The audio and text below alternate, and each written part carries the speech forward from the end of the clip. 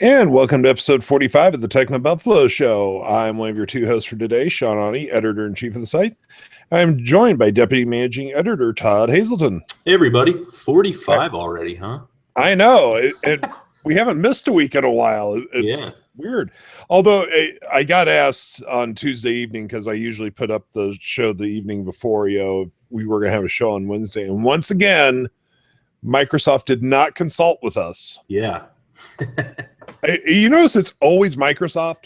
Yeah, it is always Microsoft. And the funny thing is, there were some announcements yesterday, but we probably still could have done the show.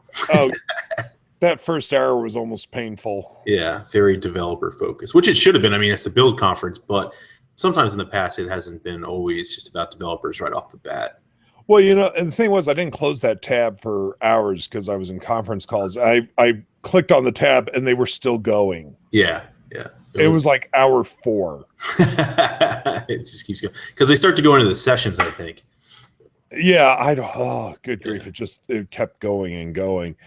But that was one of the things we wanted to discuss. And unfortunately, I did not get to see much of the show yesterday because I had a bunch of meetings. So Microsoft, we've learned that, honestly, I did not even hear it yet. What is the name of the new browser? It's Edge, which is kind of funny. Microsoft Edge it was called Project Spartan before. Now it's officially Microsoft Edge. And it kind of even looks like the old Explorer logo too. Like they're still using kind of the E, which is funny. But I mean, Edge, for me, why are so many products like getting called Edge, right? Like, especially in tech where to me, it always has connotations of a slower data network. Well, the thing is, it's one of those things where I'm sure some sort of research group went out and tested a bunch of buzzwords. Yep. And what does the word edge mean to you? I actually had a friend of a friend who worked at an advertising agency who helped come up with Bing. And it was like they'd all go home at night.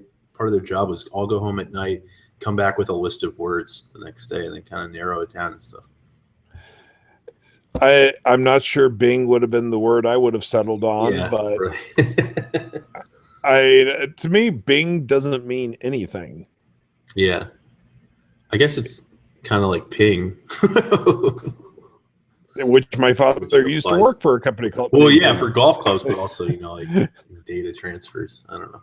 Yeah, but the other thing is, I mean, Google became a verb. It was easy to say, "Oh, I'll Google that." I'm sorry, I'm never in my life going to say, "Oh, I'm going to Bing that." Go Bing that. Yeah. Hey, have you Binged that yet? No, that's not going to happen. Yeah. It sounds like something I would hear in a movie where people think they understand kids and the slang they use. Right. Yeah. Hey, man, I'm going to go out and Bing. Right. Yeah. No. But anyway, so Edge, okay, fine. Still an odd term. We did see the HoloLens again. Yeah, looks pretty neat. And I was kind of floating in and out. Were they playing with a virtual dog at one point? Yeah, they had a virtual dog, and I made a joke like, okay, I've always wanted a virtual dog. But they did show like a cool little robot that you could have, like the robot's body was virtual, but the actual robot existed too. So it was like kind of just a platform, like this. It didn't look like a robot in real life. It was just kind of this object moving around, but then it was built out into one in virtual reality, which is cool. I also thought it was neat how you could sort of look around the room and pin windows to different parts of the wall. And then like if you had a YouTube video, you could pin it to the wall in front of you or then have it follow you around. That was pretty cool stuff. Well, we have a question from Sachin Bahal asking if you've gotten to try HoloLens, and I don't think any of us have gotten to try it yet. No, we haven't. And actually, we had somebody at Build yesterday. Brandon Russell was up in San Francisco. Because of time constraints and stuff, we had him come right back after the event. And they had appointments today, though, where the press could check out HoloLens. So we weren't able to stick around that long, but hopefully soon. They said also, just for background, they said we couldn't take photos or videos, so it's not like we would have been able to bring that much content to the site. But they said there will be plenty of opportunities for that in the very near future. So sounds like we'll be able to see it again soon. I hope so. Well, from Benjamin McDonald, he's asking, how much do you think HoloLens will cost? I don't think any of us have got even a ballpark on that yet. Yeah, I honestly have no idea. I'd like to drop a number, but it's probably wrong. Yeah. Well, I don't know. I mean, the way they've talked about it seems like they're not aiming for a huge price. Right. Yeah. It sounds like they want to make it broadly available to consumers, but and like the way that the stuff they're showing, you know, like a dog, right? Like that's not an enterprise application. Nobody's going to go out and spend $3,000 on something that gives them a virtual dog. But I think, you know, it's not going to come in probably at like $100. Seeing as I have 6 dogs, the last thing I want is a virtual dog. Yeah, I know, right? I don't want a virtual dog. And 2 cats. I don't need any virtual pets. Thank you. Yeah. Come on, Floaty, let's go out. Yeah. No, I don't need a virtual dog. All over your apartment. Yeah. I mean, now, if they'll let me create a virtual platypus, yeah, you know, just because I want to play with nature's joke. Or like a tiger. If I could have a virtual tiger hanging around my apartment, that would be kind of neat. Yeah, but then you get into that whole Siegfried and Roy problem. All right. You know. Elephant then. Why not? But I don't know. Now, here's a good question from Christopher Miles, though. Are Bing's results actually worse than Google's, or has Google just acquired all of the mind share? I don't know. It's like, I got to be honest, I don't really use Bing that much, but I guess it's because I'm so used to using Google, and I think it does have the mind share, right? I actually did try switching. I went to using just Bing for like 2 weeks. I went back to Google. Yeah. The results weren't that much worse. I don't know why I just heard an R2D2 sound. The unlocked behind the sheet there. Yes, exactly. The results weren't that much worse. I just really did not like the user design, the user interface. I didn't think it was as smooth or as user friendly. Right. That being said, I will still check Bing, but typically I just stick with Google just because I have tried and it just didn't appeal to me. Yeah, and I don't know the market share like off the top of my head. I know you're talking about Mindshare, which is I think Google. Yeah, well, the market share is like search 90% Google. I think it's ridiculous how much they have. But was there anything else yesterday that really stuck out to you from Microsoft that was? There were a couple things. One is Continuum, and at first it's part of Windows for phones. And at first I was like, oh, this is like continuity from Apple, like copy, but it's not. It takes and I think it requires future hardware. So I guess the next Lumia phones that we see, the next Windows phones. But it takes, like, say you're running an Office app like Word or PowerPoint or something like that. You could plug it into a monitor, so some kind of HDMI out, but Windows phones right now don't have that. And then a keyboard and mouse, and you use a fuller version of that application. So, like, say it's PowerPoint. It's not just a simply blown up version of the one that's on the phone, and it's also, as far as I could tell, not the same as like full Office, but it's somewhere in between, and it gives you more control, but it's all powered by your phone, which I thought that was pretty cool. That is kind of cool, especially if you're somebody that works at numerous different locations. You could just take your phone with you, and all you would need is a monitor and a keyboard, right, in each location, which is, considering the price of monitors these days, that's not outrageous. And the other thing is, my mind just went blank. That's crazy. The Apple review sucked it all out of it. It really did. I just finished the Apple Watch review yesterday, and it's almost close to 3,000 words. So my brain is done. But the other thing is the Office apps for mobile, so Windows phones, and then a lot of their tablets are free. So you get like a pretty even more full version of Office when you blow it up on the screen. So you don't necessarily need a license on your computer. I thought that was pretty cool. Other things, I took a couple notes. Spartan now called Edge. Third-party Cortana support. That was cool. They showed yesterday. They would say like, "Hey Cortana, send a message to Sean using Viber," and say like, "Hey," and it would just launch the app and say, "Hey" to you, which I thought was neat. I don't know how much we need like hands-off experiences like that, because I don't use it all that much anyway. Like even with the iPhone and Siri and Google Now and stuff. But it's neat that it exists. They also announced Spotlight, which is like different lock screens, and I guess it's like customized with personal information and stuff, but also with ads, which I thought was weird.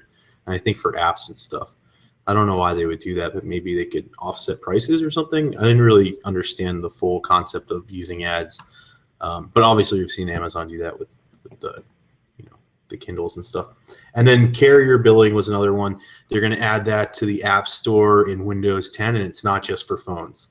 So you can buy apps through your carrier, especially if you have like a tablet or a laptop that's connected. You go to AT&T and you buy an LTE connection with your laptop. It's all carrier billing, which I thought was pretty cool. Those are the big takeaways I saw. From Christopher Miles, do you think Microsoft would make Edge installable on other OSs, which is not something they did with Internet Explorer? Yeah, I don't know. They didn't talk about it, I don't think. Yeah, I think they should. I mean, Safari's, you can install it on Windows, so why not go the other direction? Why not try to increase your mind share and your user base? Yeah. But especially if it works well, because I got to say, I've been using Chrome on my Macs, and it kills the battery life. I've gone back to Safari here and there, but I generally prefer Chrome. But I generally prefer Chrome as well, but lately something's not right. Yeah, I can like watch my battery drain when I'm not plugged in. Yeah, well, I mean, even on my iMac, it's taking up so many resources. It's ridiculous. Yeah, it's crazy. I don't know what's going on. I would like to see Chrome go back to being the nice user-friendly browser, but something's not right. The thing that I like about Chrome too is like my my shortcut bar. It's all colors and stuff like that, the icons, and Safari just sort of looks very plain. I don't know, but it is optimized for battery life on Macs. Well, the other topic we want to touch on, and guys, I do see there's a lot of Microsoft questions, and we will come back around, but I just want to get the topics established for this week. The second topic, of course, was the LG G4 finally being announced. Well, do we even call it an announcement when they pretty much told us everything? They did. They'd gone over so many features ahead of time. They revealed the display. They revealed the user interface. They revealed the camera. But then we finally, and the leather backs, but then we finally got everything sort of pieced together, which was good. It was a really good event. The phone looks awesome. We'll have more coverage of it. This is a funny story. Jacob and I were at the G4 event in New York City. It finished up. We wanted to go somewhere less crowded to write up some posts, and we walked out. But we apparently missed when they were giving out the units or where they were giving them out. So it's getting overnighted to Irvine. We'll have coverage on the site, but we didn't pick up the unit. Did they even give a hint that they were going to do that? Well, they had announced this like trial or this program to give out 4,000 units to the public or whatever, and for like testers and for people to play with the phone. So they had this pile of G4s kind of roped off in a pyramid. But the day before, when I had met with LG, I was under the understanding that we weren't going to get review units the next day, and then I guess they did, which is funny. So I'm really excited about the camera, though. It looks awesome. I've seen some of the demo shots of it and stuff like that. The back felt pretty good. The leather one is nice. I'm not crazy about the plastic back. I think they're calling it ceramic, pretty much plastic.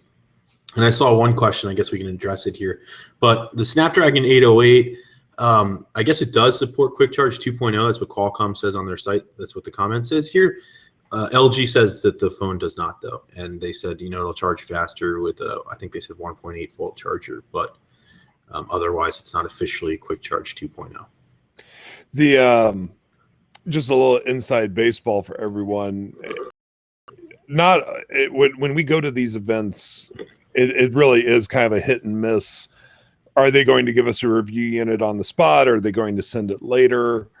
The most amazing thing, and I don't feel I'm speaking out of school to say this, is how often we don't get the specs for the phone until after the event, because the PR departments will go, we don't have those yet. And I'm like, this phone's been in development for probably a year. Yeah, and you don't have the specs. So.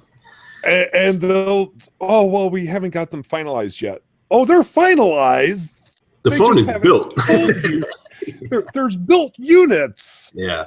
Believe me, it's finalized. Yeah. It's funny how often our information can come in last minute. Yeah. Very last minute. Yeah, it's amazing. So, well, we have a couple questions here about the G4, and from Kirkayuki, I believe. I apologize if I got that wrong. Do you guys think the G4 is going to be better than the S6?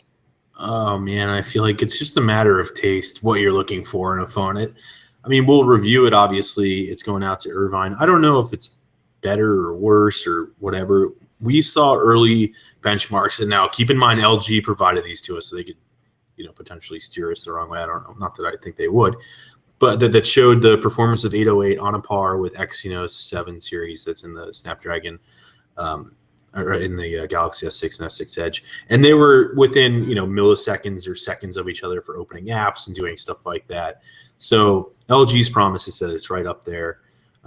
In terms of performance. In terms of the industrial design, I tend to lean towards the Galaxy S6. I like the metal, I like the glass, but the G4 is not going to get fingerprints and stuff like that. The camera looks like it might be better. I would never say that you're going to be disappointed with the camera on the S6. It's a great camera. I'm excited about some of the other features in the S6 too. I like the wireless charging that's built in. You can get a special back for the G4 that'll allow that, but it's not sort of included. And then Samsung Pay sounds like a really cool technology that's launching. Samsung had said this summer. Now there's a report today saying September, which I guess is still partially technically this summer. I'm excited for that. So I don't know. It's just what you want. The screen is awesome though, and they actually showed us. And again, LG showed us this, so it's not Samsung, getting a word in, but the Quantum Quad HD display showing raspberries or strawberries, red strawberries, and then the S6 showing the same picture. And it did look kind of orange on the S6 versus what LG says is more accurate colors on the G4. So, but again, I love the screens on the S6 too. So, and once we get the G4, in and we can play with it more, that would be a question that we'd be able to answer more precisely. Yeah. From David Berkovich, what things you wished LG would have included in the G4 that you want to be included in the G5? I don't know. I say things like wireless charging, right? Because it seems neat to me, but then again, it's a lot slower than quick charge, which we've talked about before, and I end up just plugging it in anyway. I think I'd rather just see even more premium materials. And I know LG's like adding, I think the leather takes however many weeks or months to tan with vegetable oils and stuff like that. And it looks great, but I don't know. I like the metal phones these days.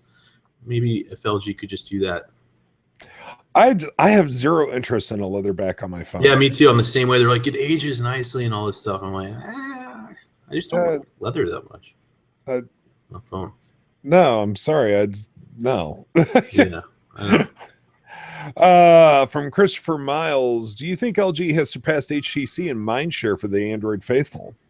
I think LG's got larger market share, and then in terms of Mindshare, I'm not sure. I mean, I don't think I've seen any data on M9 sales, so I can't speak to how well it's selling or anything like that, and that would give us a better idea of Mindshare. Yeah, sure. I don't know. You don't hear people discussing LG that much, but you don't hear people discussing HTC that much either. Not all the time, but I was surprised actually. I was talking to somebody the other day, and they were saying they wanted a new phone, and he was like, "I'm going to get the One M9. I think. What do you think about it?" And I was like, "I mean, it's a nice phone, but I'm not crazy about the camera." And he hadn't heard anything about the camera. He said he'd been reading up on it and all that stuff. So, I don't know. It'll be interesting. From Brazen Franco, am I the only skeptical about Cortana on desktop? I mean, that's the purest definition of spyware. It's an interesting question. I think it's optional. I'm sure you can turn. I mean, you don't have to use Cortana ever, right? Yeah, but it brings up an interesting point, like the Amazon Echo. I mean, we've got more and more, always on. Right. Always listening, and that maybe it's the old man in me, but it does worry me a bit. Yeah, I think it's your personal data, but you do opt in, so I I mean, I guess it's spyware, but it's the same thing as saying like Google Now is spyware because you let it read your emails and then tell you when your packages are coming and when your flight is. So, yeah, exactly. I don't know. I don't know if I'd be that concerned about Cortana. I mean, in the digital age, pretty much everything is spying on us. It seems like it. Also from Brazen Franco, I'm surprised to see MS taking cues from the Linux world in Ubuntu convergence. Maybe they'll finally implement a functional repository manager. That's been a problem with Windows for as long as I can remember. So I wouldn't. I'm thinking of the registry. The registry was always my nightmare whenever I had to go in there. I wondered when somebody would bring this up. From Christopher Miles, do you think Continuum can succeed where the Motorola lapdog failed? Yeah. I the second you were describing that, I just kept flashing back to my first CES and Motorola. Look, you can dock your phone with your laptop. I had that thing somewhere. I don't think I do anymore. Did you return it? Yeah, I'm sure I did. I mean, it's not here. I had that years ago. I was probably working for Mobile Burn at the time. Maybe, right? Like if people use it. But the thing that's cool about Continuum is it doesn't sound like you need to, well, I don't think at all, you need to go buy this like separate dock just for it to work, which is what you had to do with the Atrix and the Motorola lapdog. You needed that special part. And this sounds like you just plug in a monitor, get a Bluetooth mouse and keyboard, and you're good to go.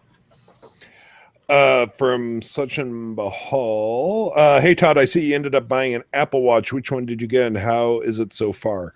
Yeah, so I swore left and right I wasn't going to buy one, which is funny. And then I had this conversation. Well, I can always return it because I do that well, too. Here's what happened. TechnoBuffalo bought 3 of them. We bought an Apple Watch and 2 Apple Watch Sports. And John said, John Redinger said, do you want to review it? And I said, yeah, of course. I'd love to check it out. And I thought, well, reviewing it for TechnoBuffalo is, obviously going to be the quickest way that I'll have a chance to check one out and actually play with one for a while because I didn't order one for June delivery. So they arrived in the office last Thursday. I paid for it to overnight it here for the weekend, and I fell in love with it. It's really great. And I decided to buy it from TechnoBuffalo. So I did end up buying one. It's not one of those things where I'd say, if you have Android Wear, you have a Moto 360, which if you listen to the show, I like a lot. And Android, like, oh, this thing's way better and you got to go out and buy it. But if you're on an iPhone and you've, wanted a smartwatch, this is a great choice. And probably besides the Pebble, pretty much the only choice. Or the Microsoft Band also supports iOS. It does a lot of cool things really well. My favorite part over Android Wear is that it has the hardware buttons to navigate menus and stuff a little bit easier. And then the Force Touch screen is cool, but it's one of those things where like as you use it, you start to realize where Force Touch is applied. It doesn't come with like a big, I was joking with John, when you go to the store and you buy a Timex at Walmart or something like that, and it comes with like a fat booklet of how to use it and how to set the date and all that kind of stuff. It doesn't come with any of those manuals. So I was learning along the way, like to dismiss all the notifications that come in, you can just force touch down, which is like a harder push on the screen, and you can clear all and stuff like that. So I'm still learning parts of the UI, which can be clunky, but I really like it. Well, the Apple Watch review will be up later today, so everyone keep your eyes on the site for that. Yeah. Oh, and for battery life, just to bring it up in case anyone's interested, it's I usually take it off the charger at about 7:30 in the morning, and it's pretty consistently been at about 42 to 45% every night, and I go to bed around 10:30. So the battery life is good for the day, and it sounds like you could stay up later if you wanted to. And I charge it every night, and I write in the review. So here's a little teaser that, I've said in the past about Android Wear and fitness bands and stuff that I don't like having to charge these things all the time. I end up just not wearing them. But the Apple Watch for me has been functional enough that I want to charge it every night and I want to put it back on the next day. And so that hasn't been a huge issue. And the magnetic charger works really well. Just drop it on. It's not as good as the Moto 360 wireless charger, which is kind of just easier to clunk down and it shows you the time and stuff. But it's neat. From David Berkovich, Todd, how long before you return the Apple Watch? Yeah, I know, right? I don't think I'm going to return it anytime soon. I do. It's one of those things, $400 is a lot of money. And I say this in a review too, for something with a rubber band that is very comfortable. But I do kind of wish that I had the nicer steel body. This is aluminum. I just think it looks a little better. But I saw some of the reports that the sapphire screen sort of makes it not as viewable in direct sunlight. And this is really, really easy to view in direct sunlight. So I like that. But I probably will try to get another band soon. Might just go with black or something. Mac Rumors just ran a story that Apple TV shipping estimates slipped to 1 to 2 weeks ahead of WWDC. There you go. So refresh maybe. Please. Yeah. It's about time. So yes, everyone keep your eyes on the site later today for the Apple Watch review that will be going up. Let's see here from Christopher Miles. With rumors of iOS compatibility, how do you feel Android Wear compares directly with the Apple Watch? Yeah, I mean, it's one of those things. If you already have Android Wear and I guess like an iPhone as a secondary device and you want to use the two together, or you want to buy Android Wear because it's more affordable, then that's a pretty good idea. But I do like the apps on Apple Watch a lot better, actually. And I find the user interface is a lot easier to navigate. But we do know Android Wear is updates coming. The latest one's coming with the G Watcher Bane, or the LG Watcher Bane, which starts shipping soon. Any day now, I think. So let's, I want to hold out and wait till I play with that, and whatever Google has at Google I/O, if they talk about new features coming to their watches. Cute. But I'm not gonna. I guess what I'm trying to say is I'm not gonna knock Android Wear just because I like the Apple Watch. I think they're both pretty great products. From President Franco, so happy LG for once didn't follow Samsung in its madness. Will the TV antenna on the Korean variant work only for Korea frequencies? May end up importing it just for the extra battery included. Speaking from my international travel, their bands are different. So I would say more than likely that the TV antenna will not work over here. I learned that lesson the hard way when I bought a little FM radio years and years ago for my trips to Japan. And I get over there, it turns out they're on completely different frequencies. Yeah. I was like, oh, great. Well, so much for that idea of listening to the radio as I walk around. This was back before smartphones, everybody. Yeah. Why didn't you just use Spotify? Well, considering it was the year 2000, but I would imagine more than likely the TV antenna will not work over here. That's my guess. Probably not, and I don't know where you live, Brazen. So I mean, it could pretty much outside of Korea it won't work. From Sachin Bahal, will any of you guys be picking up the LG G4? I used the G2 for a while. I really liked it, but the G4 is just not screaming to me. Yeah, it's not calling out to me either. And again, I haven't had a lot of time with it. I just did our hands-on at the event. So we'll see what the guys think out in Irvine. But I don't think I'm going to buy one now. I mean, I don't generally go out and buy a lot of these. Well, I should take that back because here I am with the Apple Watch, right? But I don't generally go out and buy a lot of the flagships. It just gets too expensive.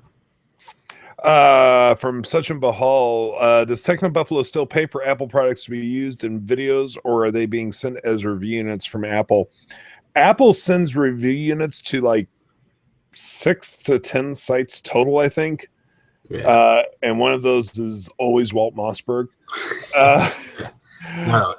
No, we still, every Apple product you see us review or take pictures of or anything else, we have had to purchase. Yep. Which I have to address this. I know we've addressed this before. Every single time we write anything remotely positive about Apple, we get comments about wondering how much Apple pays us to write all of that. And there were a couple comments this week about, TechnoBuffalo should just finally come out and say they're being paid by Apple. We have never gotten so much as a free sticker from Apple. We do get them to go to the events, and that's on our dime. Apple, so far as I know, Apple hasn't even fed us at any of these events. Some companies will feed you, some don't. So yeah, no, we still purchase every single Apple item you see on the site. So when Todd says we bought 3 Apple Watches, we bought 3 Apple Watches. Yep, and the 4K iMac, the MacBook. Yep, exactly. So yes, we still buy everything. Let's see here. We've got a bunch of questions. I'm going to try to get to as many of them as I can. From Christopher Miles, thoughts on the rumored $1,400 Tag Heuer Android Wear watch, rumored to be based on the $1,500 Carrera. I think paying that much for any smartwatch is insane. Yeah, but Tag is pretty popular in the luxury market. I mean, depending on where you are. What'd they say yesterday? I think the rumor was like 48 hours of battery life, which I guess is pretty cool. It's better than the Apple Watch. 7 days. I know. $1,400. I mean, it's luxury, right? Like you have the $10,000 Apple Watch and $17,000 Apple Watch, and Tag's pretty well known. But I don't know. Yeah. Notice everyone. I'm still wearing the Pebble. We do know that it's the. I guess you said the rumored price, but the actual watch is confirmed. It is coming. Yeah. From Sachin Bahal asks, there used to be Internet Explorer for Mac back in 2003. Yeah, I don't know why they discontinued that, but it did exist. No clue why they changed their policy on that. From David DeMille, Todd, what made you like the Apple Watch so much? Look for the review later today. We're not going to tell you everything that's in it. It's long and I'm tired, so read it. Interesting question from Christopher Miles. I've heard from certain unnamed sites that Apple only sends units to sites that talk favorably about their products. Any insights on this? I don't believe that to be true. It's partially true. It's partially true, but I mean, I've seen Walt, in particular, I have seen him say negative things about Apple. Yeah, but they do blackball people, as it's called. Oh yeah. They definitely blackball people, but it tends to lean that way, but I'm not sure it's 100% that way. For whatever reason, though, they keep the circle of review internet sites very, very small. We wish we were in that circle, because I don't think any of us enjoys being up at midnight for the product release. Yeah, trying to buy Apple Watches, right? Yeah, exactly. Oh, I've done I skipped the Apple Watch one. Luckily, John had me skip that one, but I've done my fair share of those midnight releases. Oh, good grief. From Sachin Bahal, Microsoft Holo Animals for HoloLens, just like how there was Connect Animals for Xbox 360. Yeah, there you go. That is a definite possibility. Buy your extra pets. Yeah, exactly. Have a holo petting zoo. Oh, good grief. No, thank you. From Christopher Miles, do you think Apple will implement Siri in a fashion similar to Cortana and OS X? I think they're going that way. Yeah. Yeah, I definitely think that I think we're going to eventually see Siri on desktops and laptops. Hopefully she'll be smarter by then. Yeah. Hey, when was the last time you actually used I know you used her in the review. Right. But other than that, when was the last time you used Siri? I mean, I don't even know. Maybe to like check the weather, just like because when it's plugged in on my desk with a dock, I can say like, "Hey Siri," which I should say like, "Watch this." Just here, it's in my review. But hey Siri, like, see, that's supposed to work on the Apple Watch, and it barely ever works. So I didn't even use it much with the Apple Watch. You can do it manually, but I take it back. I use Siri 2 weeks ago, I had to leave before Manchester United game was over, and I was getting out of my car, and I quickly hit it and just asked Manchester United score. Right. Like scores and stuff, it can be useful for. Yeah, but I mean, other than that, who knows when the last time was I used it. From David DeMille, Todd, what did you return this week? Well, technically I returned a laptop to Lenovo, but I didn't buy it. It was a review. That was a review unit, so that doesn't count. I did just go out this morning and mail that back. That's it. From Brazen Franco, okay, can't wait to see Todd buy the Tag Heuer device. Yeah. I know. No, I'm not. That's way out of my budget. From David DeMille, do you think the higher quality screen on the LG G4 with the same size battery will make the overall battery life worse? In my briefing with LG, they said that the Snapdragon 808 processor and the screen together should save you 11% on battery life. So apparently the screen's better.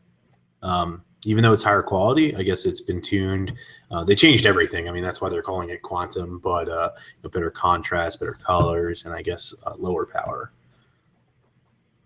to some degree, I guess, paired with it, Snapdragon 808. Yeah, we'll find out, when we get the... it's a really nice screen, though. Yeah. From Brazen Franco, I actually have some thoughts on this. What are your thoughts on Tattoo Gate? Yeah, I thought that was interesting. It's the Apple Watch, I guess. These sensors on the back can't see through some tattoos, depending on the color. I guess darker ink to read heartbeats or your heart rate. And I think it uses the same technology where it's like a green light, so maybe it's something to do with that. Mm-hmm. The way I look at it, and I have zero problems with people with tattoos, but a company, you can't take in every single variable. You just can't. Yeah, and that's just how the tech works. If you look at the number of people with tattoos in that area, it's going to be a very, very small percentage of the population. I think it's unfortunate that it doesn't work with their tattoos, but I wouldn't call it, I've seen some people call it discrimination. I think that's really way out of line. It's just a matter of the tech not working. That's like saying that Apple's discriminating against people without wrists. Where else do you put it? On your ankle? Yeah, exactly. But I think it's being blown out of proportion. I just don't think it's that big of a deal. But let's see here. And actually, we're going to go a little short, guys. I apologize for that. I have just gotten an emergency instant message that has to deal with something extremely important, and so we're going to need to cut the show a little short this week. But as always, we do thank you all for joining us. And as always, you can find us on the iTunes store, which means you just search for the TechnoBuffalo Show. We do appreciate if you rate and review us. You can also find us on Pocket Casts. You can subscribe via RSS feed. And you can find us on the Stitcher app, which means you can listen to us anytime, anywhere. Anywhere there are podcasts, you can find the TechnoBuffalo Show. I'm Sean Ani. I'm the editor-in-chief of TechnoBuffalo. I've been joined by Deputy Managing Editor Todd Hazelton. Bye, everybody. Until next week, take it easy, everyone. Bye-bye.